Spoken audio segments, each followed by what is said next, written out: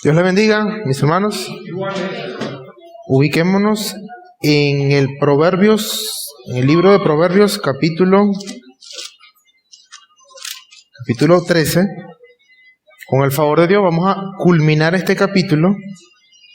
Quedamos desde el versículo 16 hasta el versículo 25. En los últimos versículos de este capítulo. Dice así, Proverbios 13 del 16 en adelante. Dice: todo hombre prudente procede con sabiduría, mas el necio manifestará necedad. El mal mensajero acarrea desgracia, mas el mensajero fiel acarrea salud. Pobreza y vergüenza tendrá el que menosprecia el consejo, mas el que guarda la corrección recibirá honra. El deseo cumplido regocija el alma, pero apartarse del mal es abominación a los necios. El que anda con sabios, sabio será, mas el que se junta con necios será quebrantado. El mal perseguirá a los pecadores, mas los justos serán premiados con el bien. El bueno dejará herederos a los hijos de sus hijos, pero la riqueza del pecador está guardada para el justo. En el barbecho de los pobres hay mucho pan, mas se pierde por falta de juicio. El que detiene el castigo a su hijo aborrece, mas el que lo ama desde temprano lo corrige. El justo come hasta saciar su alma, mas el vientre de los impíos tendrá necesidad. Hermanos, el tema de hoy, la enseñanza de hoy, tiene como título El buen proceder del sabio en la vida. El buen proceder. Hay dos versículos claves o dos versículos principales que nos van a ayudar a unir todos los demás puntos, todas las demás ideas. Son los versículos 16 y el versículo 21. Nos van a dar 2 puntos. Recuerden que los proverbios describen aspectos de sabiduría y de necedad. Ya sea que la describa, por un lado, describe o alguna condición perfecta, alguna condición que se debe buscar o alguna condición mala, como también aspectos de aplicación o cómo se debe llevar a cabo. Tienen estos dos usos. Así que esto nos ayuda a nosotros a saber qué características observar de la sabiduría aplicada y de la necedad aplicada. Recuerden que no se trata del karma o cosas así de que nos van a afectar. Si tú haces eso, seguro te va a ir mal. No, sino más bien que trata del funcionamiento normal de este mundo que Dios lo diseñó para que funcionara de cierta manera. Precisamente, Dios lo diseñó de cierta manera para que haciendo ciertas cosas podamos esperar algunas cosas. Si no, el sembrador no saldría a sembrar, si no sabe o no ha tenido la experiencia de que las cosas suceden de cierta manera. Entonces, estos dos versículos nos ayudan a unir todo este punto sobre cómo proceder o cómo hacer las cosas. Fíjense el versículo 16. Nos enseña un principio importante. Versículo 16, que es el que comienza esta lectura. Dice: todo hombre prudente procede con sabiduría, mas el necio manifestará necedad. El principio básico de este proverbio es que así como es el alma de una persona, así también actúa. El hombre prudente procede con sabiduría. Sus acciones son el resultado de su corazón, tanto en lo bueno como en lo malo. Esa es la enseñanza básica de este. Es el principio de proceder con sabiduría. Fíjense la primera cláusula o el primer principio dentro de este proverbio. Dice: todo hombre prudente procede con sabiduría. La palabra procede, ya que este hombre prudente procede, tiene que ver con una actividad que hace por sí mismo. Lo que produce, lo que construye, es una palabra que involucra muchas cosas, especialmente acciones que llevan un orden y un propósito. Esa es la palabra que se utiliza originalmente. Cuando dice con sabiduría, que procede con sabiduría, es literalmente con discernimiento o con sentido, con inteligencia. Es decir, que una persona sabia o prudente sabe lo que hace y para qué lo hace. Así que este es un punto importante que nos enseña la Escritura en casi todos los proverbios. No solo es hacer por hacer, sino saber hacer y por qué se hace. Aquí se presenta de la realidad de una persona prudente, el hombre prudente, o literalmente avisado, una persona cuerda. que así como es en sí mismo, así lo demuestra con sus acciones. Y así debemos obrar con nuestro trabajo, nuestras labores, nuestras acciones, con inteligencia y con discernimiento. Punto importante allí. Segundo punto, la segunda cláusula del versículo 16, ahora aplica el contraste. El necio manifestará necedad. Aquí el contraste asume la cláusula anterior, es decir, que no procede con sabiduría o que procede con todo lo contrario, pero lo presenta como un necio que manifiesta, y esa palabra literalmente es que esparce o que pone en alto, como si fuera algo muy bueno, lo pone en alto. ¿Y qué es lo que pone en alto? Su propia necedad. Es decir, que literalmente esa palabra necedad es indiscreción, locura o tontería. O sea, si un sabio sabe lo que hace y tiene un plan para hacer las cosas, el necio lo que hace es pone en alto como si fuera un orgullo las tonterías que hace. Entonces es un punto importante porque aquí se presenta el cómo actúa un necio. Sus acciones no tienen sentido, no son para algo bueno, sino que demuestra tal como es en su corazón. El necio actúa como necio. Como cristianos, este proverbio tiene importantes implicaciones para nuestra vida espiritual. Esto nos lleva a meditar en el uso sabio de nuestro tiempo, de nuestros recursos, así como las energías que tenemos para hacer las acciones piadosas con propósito. Si un hombre prudente procede con sabiduría, en nuestra vida cristiana también tenemos que hacer lo mismo. Si leemos la Biblia no es leerla por leerla, es saber por qué la leo. Y esto es interesante porque gran parte de los proverbios nos enseñan que tenemos que hacer cosas. Y a veces hacer cosas nos trata como, o nos da la idea de una especie de legalismo. No, pero es que tienes que orar todos los días, pero es que tienes que leer la Biblia todos los días. Y la respuesta a veces de uno es, no, pero es que yo no soy tan legalista, sí. Ajá, pero entonces a veces se va para el otro extremo, no la lee. O sea, no es ni legalista ni va para el otro extremo.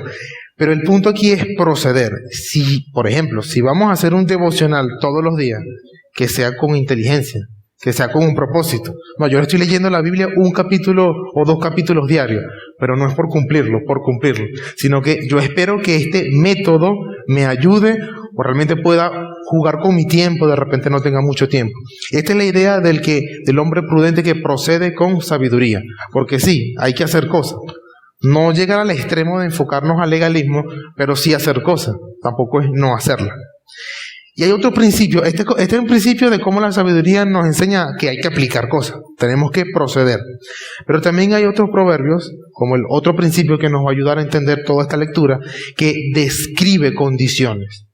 Por ejemplo, en la lectura del estudio de hoy, versículo 21, 13-21, da una descripción de 2 condiciones. Dice, el mal perseguirá a los pecadores, mas los justos serán premiados con el bien. Aquí la enseñanza básica de este proverbio nos recuerda la terrible realidad de los que están sin Dios. El mal perseguirá a los pecadores. Pero también se muestra la dicha y la esperanza de los que están con Dios, de los que sí están con Dios, que dice que serán premiados con el bien. Todo esto se debe entender ya sea en esta vida, de manera providencial según los propósitos divinos, como también en la vida eterna, en la condenación eterna para uno o vida eterna para otro. ¿A qué me refiero con que se debe entender de manera providencial? De que el mal persigue a los pecadores, que es el primer punto. Literalmente, esta palabra, el mal, significa aflicción, desdicha, castigo, dolor. Todas esas cosas persiguen, o como es la palabra literal, acosa, lo sigue a aquellos que son pecadores contra la ley de Dios. Ahora, ¿por qué uno tiene que entender esto de manera providencial? Porque si uno toma esto como un absoluto, lo primero es que uno piensa, pero el que yo conozco por allá que no es cristiano le está yendo muy bien. Y entonces, el entenderlo de manera providencial es según los planes de Dios. Normalmente estas personas no tienen paz. Puede que le vaya muy bien económicamente, pero en su corazón no. Pero también puede pasar como el caso de Faraón, que aparece en la Biblia, que él lo levantó con riquezas para después Dios mostrar su poder en su caída. Así que no es que si le va bien no se cumple el proverbio, es providencialmente. Lo que sí es seguro es que en la vida eterna todo esto se cumple perfectamente. El mal los va a perseguir eternamente. Esto nos muestra que la ira de Dios está sobre el que no está justificado por Cristo. Es la referencia a estos pecadores. Tendrá un mal sobre esa persona, un castigo divino que no lo va a dejar en paz, ya sea en esta vida o en la venidera. El segundo punto, la segunda cláusula es, los justos serán premiados con el bien. Otra vez, los justos, literalmente los que están en rectitud o los que siguen la ley, serán premiados. Esa palabra que se traduce allí como serán premiados tiene que ver con hacer un pacto para dar a otro o un compromiso para dar un bien. O sea, a los que son justos, Dios hace como un compromiso para hacerles bien. Es la idea que está aquí. Dios se compromete por sí mismo en mostrar su favor con quienes son justos delante de sus ojos. Este principio se nos muestra más claramente en el Nuevo Testamento, donde Dios se compromete a ser nuestro Dios y bendecirnos por medio de Cristo, pero también se habla sobre la ira de Dios. El apóstol Juan nos dice que la ira de Dios está sobre todo aquel que rechace a Cristo, como está este proverbio, y todo el que no sigue a Cristo ya está bajo condenación. Este es el punto del que está hablando, está bajo una condenación.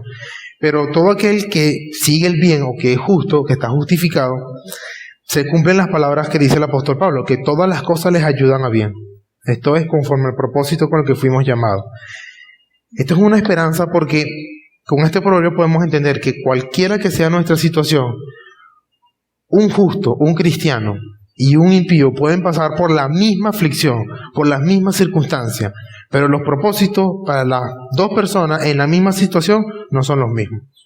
Para el impío es un castigo y Dios lo está castigando.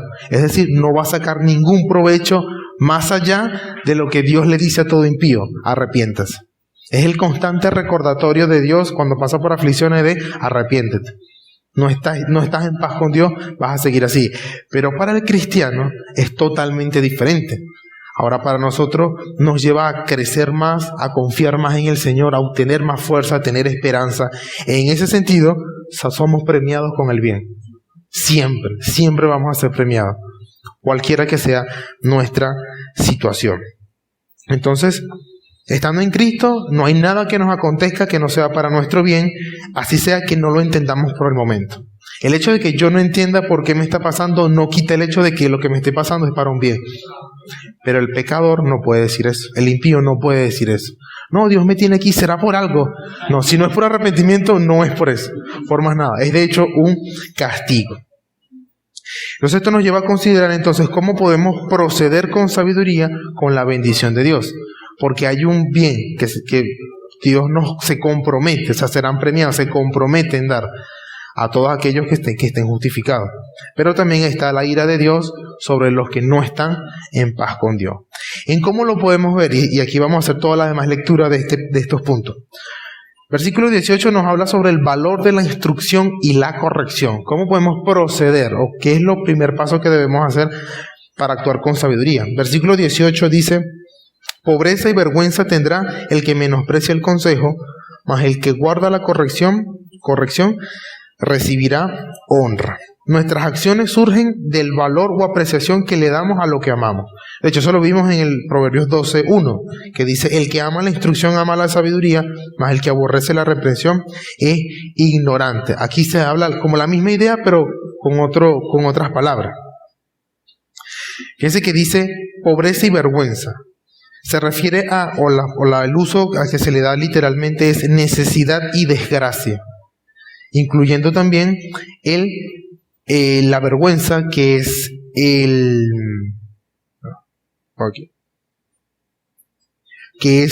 el menosprecio, o sea, el poco valor que incluso se puede tener a sí mismo o que llega a tener a sí mismo. O sea, no, va a tener vergüenza, no va a valer nada.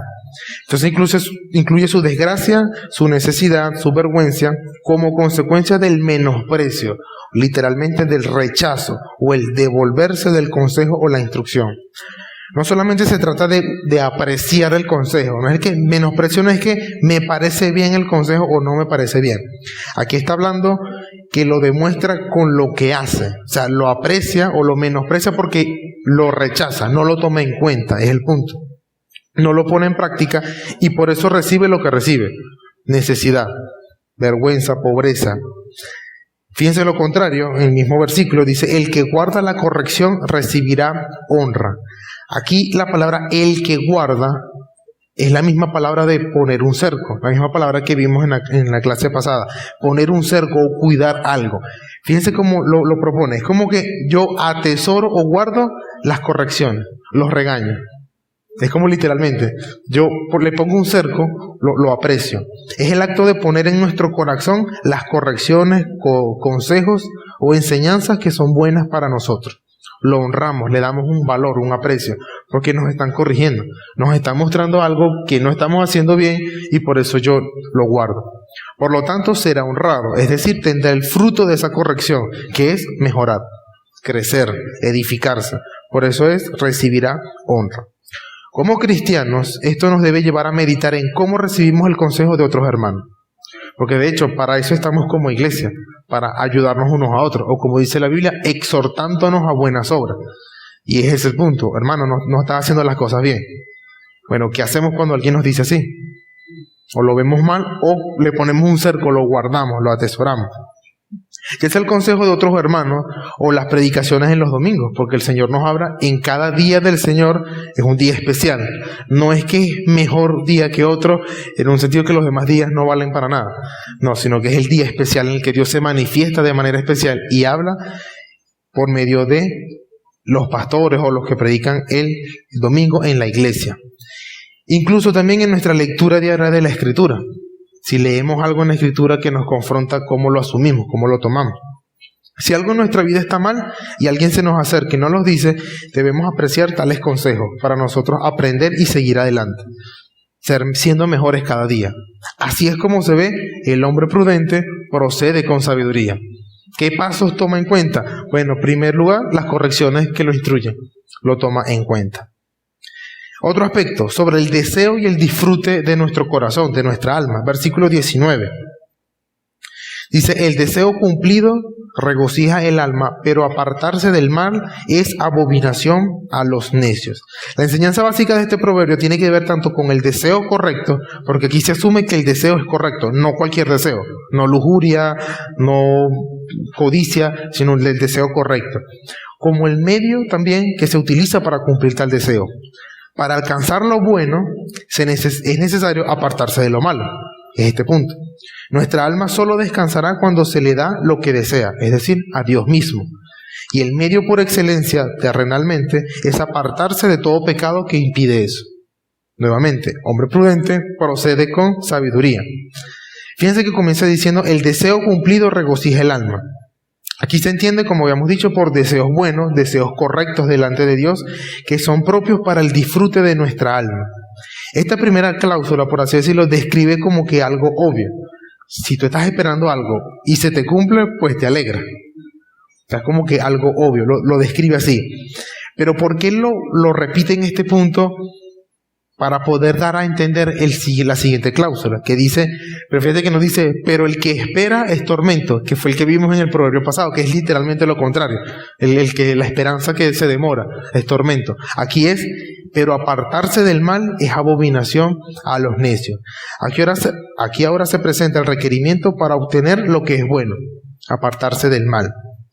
¿Qué está asumiendo aquí el proverbio? Está asumiendo de que el mal o el pecado no es algo propio del diseño de Dios. Dios no nos diseñó con pecado. No.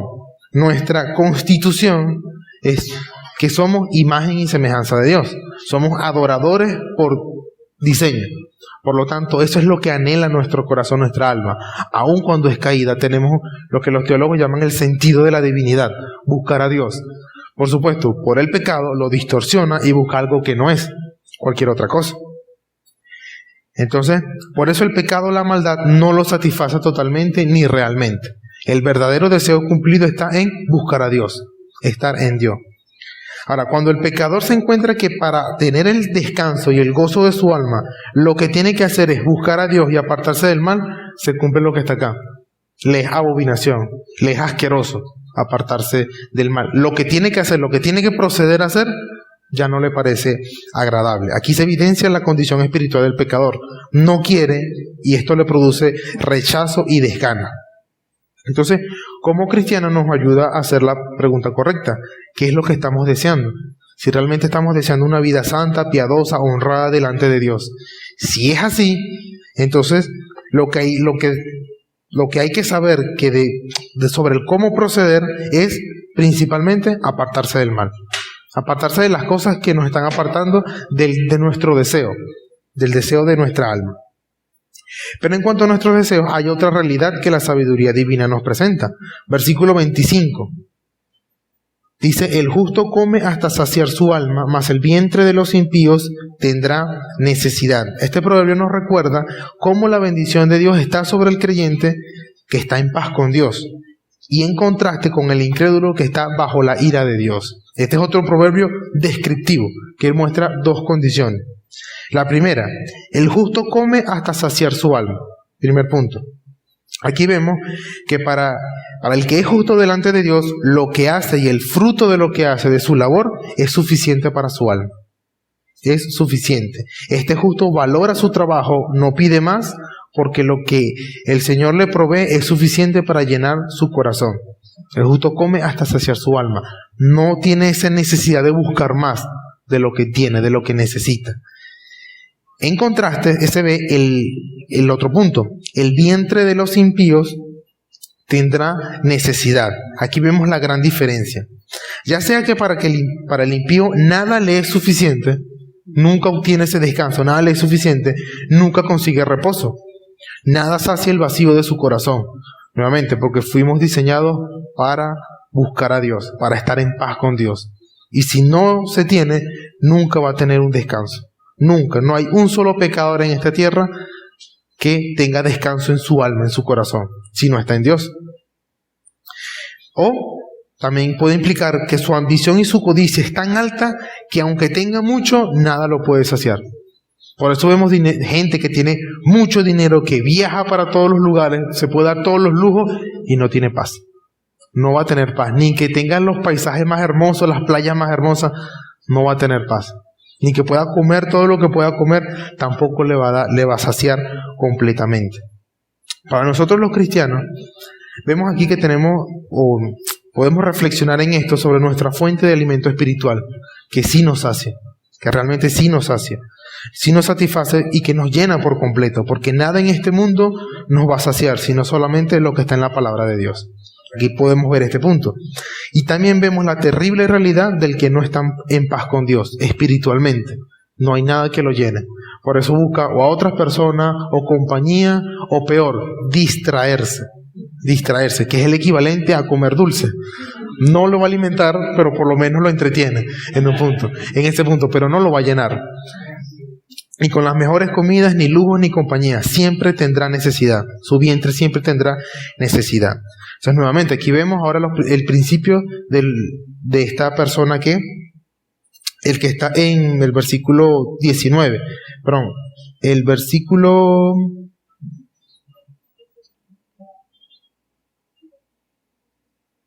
El 21, perdón, que el mal perseguirá a los pecadores. Este tipo de mal, esta necesidad siempre lo va a perseguir, siempre lo va a tener. Pero el que está en paz con Dios, que recibe, siempre va a tener el bien. Va a ser premiado con el bien, va a estar saciado. Realmente va a estar saciado. ¿En qué otro punto lo podemos ver? Sobre las oportunidades que tiene la diligencia. Versículo 23, sobre las oportunidades la diligencia que tiene. Versículo 23 dice, en el barbecho de los pobres hay mucho pan, mas se pierde por falta de juicio.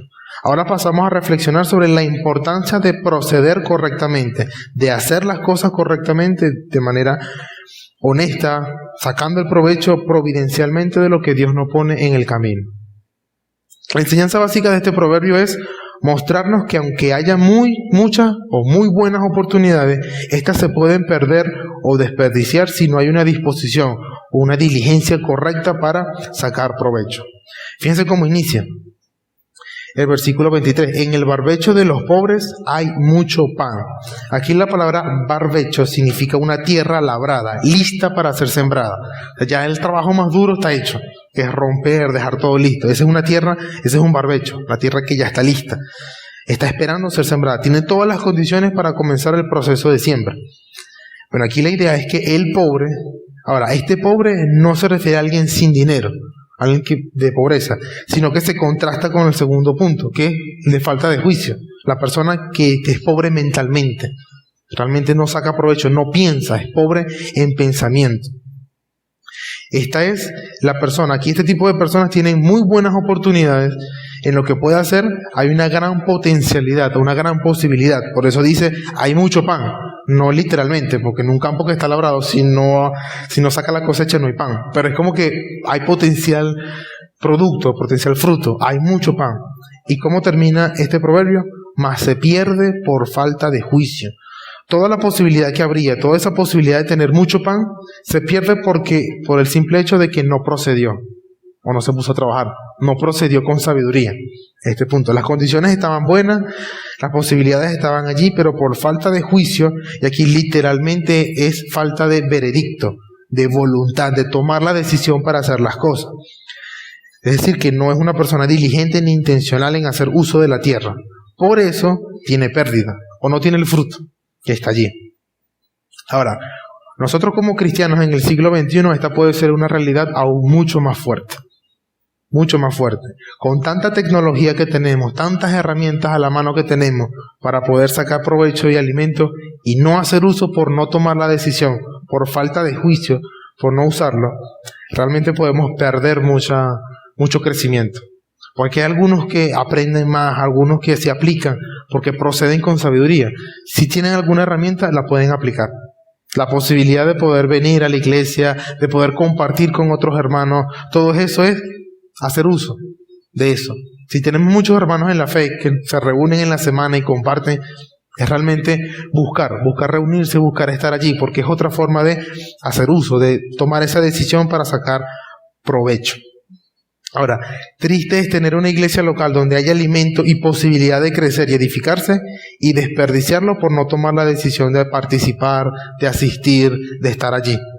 Así se pierde. Por eso a veces nos cuesta crecer en la fe, porque no aprovechamos. Están todas las posibilidades, está todo allí y no se aprovecha. Nuevamente, no estamos procediendo con sabiduría, no estamos haciendo las cosas sencillas.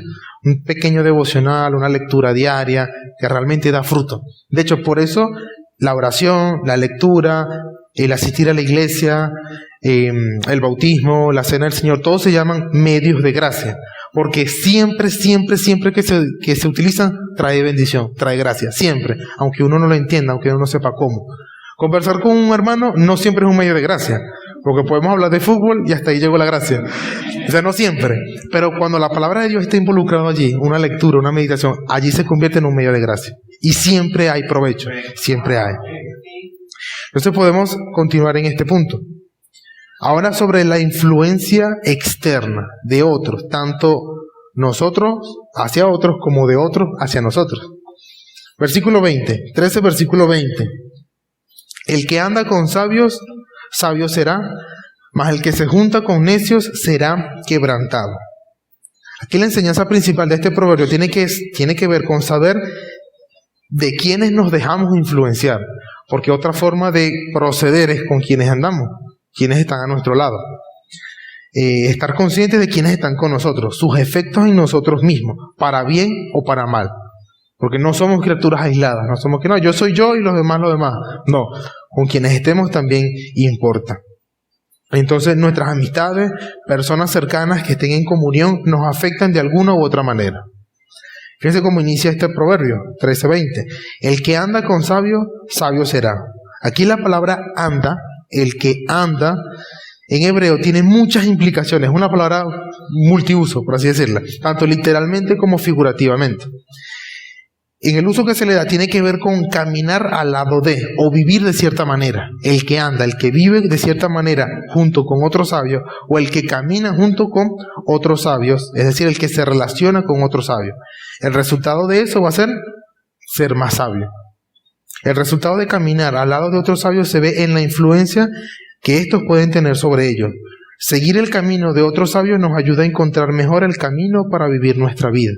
Si a veces no sabemos qué hacer, tengo un problema y no sé qué hacer, bueno, camina con un sabio, ve con sabios para que te ayude a encontrar el camino. Los sabios siempre están en el buen camino. Entonces es un llamado nuevamente a proceder con sabiduría. ¿Qué puedo hacer si no sé qué hacer? Busco a alguien que me pueda ayudar, estar allí. Ahora, fíjense lo contrario. El que se junta con necios, fíjense que no dice necio será, que es como la idea inmediata que está allí. Será quebrantado. Aquí viene un contraste doble en este punto por la palabra original. Ahora, antes notemos la frase el que se junta con. no es la misma de andar con, es como una palabra mucho más fuerte, porque es literalmente pastar, o alimentarse de, o estar en un grupo comiendo de lo mismo, como las ovejas que los llevan todos en grupo. Bueno, la idea es el que se alimenta junto con necios, el que come junto con otros necios, pues lo que va a recibir es quebrantamiento, destrucción, la palabra literal allí, destrucción. Ahora, ¿de qué se alimenta? De sus palabras, de sus ideas, de sus acciones, así como el sabio se alimenta de las palabras, de ideas de otros sabios. Aquí es el que come junto, en la misma comida o en el mismo terreno, como un grupo de ovejas que andan juntas, que comen juntas de lo mismo. Así es la idea de este proverbio, el que se junta, el que está pastando junto con los necios. Y el contraste que se presenta luego es doble, porque la palabra en hebreo para quebrantado es literalmente grito de guerra o señal de destrucción. El que anda con eso tiene una señal de destrucción. Por eso algunas versiones lo ponen como ser quebrantado, o sea, destruido, y otras como manifestar su destrucción. Se muestra cómo es él por dentro, que es una señal lo que muestra allí. Así que la idea aquí, o la idea completa, implica dos cosas. La idea contraria a la cláusula anterior, pero con el final de ser destruido, que es lo que le espera al final. Si se la pasas comiendo las mismas cosas que los impíos, pues no esperes algo bueno. Si ves los mismos programas de televisión, las mismas cosas por internet, visitas las mismas cosas, pues no esperes otra cosa que lo mismo que le va a pasar a ellos. Lo mismo. Y el segundo punto es en cuanto al uso de señal de destrucción, porque aquí evidencia qué es lo que le viene, cómo está su corazón, da una señal de cómo él está destruido por dentro. O sea, manifiesta su propia destrucción, cómo se ve por dentro. Por eso anda con necio, porque está dando una señal de cómo está por dentro. Como cristianos, esto nos lleva a pensar en dónde y con quiénes pasamos nuestro tiempo de comunión. No el tiempo de trabajo o de labores o de alguna cosa que tengamos que hacer, sino con quienes andamos o con quienes pastamos, con quienes comemos en el mismo terreno, nuestro día a día, qué clases de personas nos rodean y cómo éstas nos pueden afectar para nuestro bien. Porque si somos cristianos, pues nuestros mejores amigos deberían ser cristianos también. Es a veces un poco incongruente decir, no, mi mejor amigo, mi mejor amiga, pero que no es cristiano. Literalmente decir de alguien que es mi mejor amigo es yo como de la misma comida y comemos juntos. Y créeme, el impío abomina apartarse del mal. Eso es seguro. Él detesta apartarse del mal. Lo que él va a comer del mal. Y si queremos estar con él, entonces vamos a comer de lo mismo. Es en este sentido que lo está mostrando. Entonces, ¿de quiénes nos estamos alimentando? Porque en un sentido nos alimentamos unos a otros. De lo que yo digo, de lo que otros dicen, nos estamos alimentando. ¿Qué cosas estamos consumiendo para nuestra alma y de quién? Hay una palabra muy común que se utiliza en redes sociales. No, yo soy muy consumidor de YouTube, yo soy consumidor de tal. Y la palabra es correcta, consumidor de, porque toda es información que sale de allí. Entonces lo mismo pasa aquí, de qué nos estamos alimentando y con quiénes. Aquí nuevamente vemos la importancia de la iglesia local y de la comunión unos con otros. Por eso Dios nos dejó una iglesia. ¿Para qué? Comamos juntos de lo mismo, de las cosas buenas. O la importancia de tener amigos cristianos que sean sabios para nosotros andar en sabiduría. Ahora, esto es en cuanto a los demás hacia nosotros. Ahora, ¿qué es nuestro deber de nosotros hacia otros? Versículo 13-17. Dice, el mal mensajero acarrea desgracia, mas el mensajero fiel acarrea salud. La enseñanza básica de este principio es mostrarnos ahora nuestra influencia con el mensaje que comunicamos a otros. La imagen es de un mensajero que lleva un mensaje, la imagen típica que está allí. Y cómo actúa o cómo procede este mensajero según el mensaje que tiene que entregar. Primero se asume que hay un mensaje correcto. Por el contexto, es un mensaje correcto, no es una mala noticia, es algo bueno. Por eso dice que el mal mensajero, el que no lo da como tiene que entregarlo, acarrea desgracia. Aquí el problema que se presenta no es tanto el mensaje, sino quién lo transmite, que no es fiel, por la cláusula siguiente, no es fiel al mensaje. No brinda el mensaje correcto, sino que lo distorsiona. O sea, en lugar de ayudar a otro, por no ser un mensajero fiel, estamos destruyendo a otro. Es lo mismo que decir el uso de nuestras palabras, es la misma idea. La segunda cláusula dice, el mensajero fiel acarrea salud. Aquí se presenta quien sí es fiel al mensaje que transmite. Se asume que el mensaje, como le dije, es un mensaje bueno y lo transmite de la forma correcta, Nuevamente, el hombre prudente procede con sabiduría. Si tiene que llevar un mensaje, si tiene que entregar algo, lo entrega de manera correcta, de manera fiel. Y esto trae salud, que es literalmente, que es algo curativo, una palabra que se refiere a curativo o a sanación. Este proverbio inevitablemente nos lleva a reflexionar como cristianos en cómo estamos entregando el mensaje que sí se nos ha sido encomendado. Que el mensaje es de buena noticia, independientemente de quien lo entregue, pero por no ser fiel a cómo entregamos el mensaje y lo que entregamos, podemos atraer desgracia. Y tiene mucho que ver sobre si nuestro testimonio, nuestra vida es consistente con el mensaje que estamos entregando. Porque a veces la excusa más fácil para un no creyente, para no ser cristiano es, pero mira cómo vives tú. Y aunque no es una excusa totalmente válida, es la más fácil que ellos pueden agarrar. Se la ponemos bombita para que nos digan que no. Pero mira cómo vive. ¿Qué clase de cristiano eres? Entonces, por eso trae desgracia. Lo que queremos buscarle bien, no lo estamos haciendo bien. Entonces, nuestro testimonio tiene que ser consistente con la fe que profesamos o con el tipo de evangelio que estamos llevando. Nuevamente, si vamos a proceder con sabiduría, con discernimiento, tenemos que tomar en cuenta cómo lo estamos haciendo. Ahora, en este punto sobre el futuro de sí mismo y de su hogar, que es los últimos dos versículos que vamos a ver. El futuro de sí mismo y de su hogar, versículo 22, capítulo 13, versículo 22, dice, el bueno dejará herederos a los hijos de sus hijos, pero la riqueza del pecador está guardada para el justo. Aquí la enseñanza de este proverbio nos lleva a considerar que una persona buena, ¿cómo procede una persona buena cuando mira hacia adelante? El buen proceder. Piensa en las consecuencias más allá de sí mismo. Mira hacia el futuro y lo que puede impactar para el bien de sus propios hijos. Va más allá. O sea, las cosas que hace sabe que van a repercutir más adelante. Pero que para el pecador su propio trabajo no le va a ser de provecho y terminará sirviendo a otros que sí hacen las cosas bien. Van a terminar sirviendo a otros. Fíjense cómo inicia. El bueno dejará herederos a los hijos de sus hijos. Aquí se muestra la preocupación intencional de trabajar más que para sí mismo y dejar una herencia para sus hijos en el futuro. Y tan buena la herencia que es a los hijos de sus hijos. O sea, es como preparar algo mucho más allá. El sabio procede con sabiduría y es de sabios pensar no solo en lo presente sino también en el futuro, que vamos a hacer más adelante. La segunda cláusula dice, la riqueza del pecador está guardada para el justo. Aquí el pecador implica, o la palabra es necio, o una persona que infringe la ley.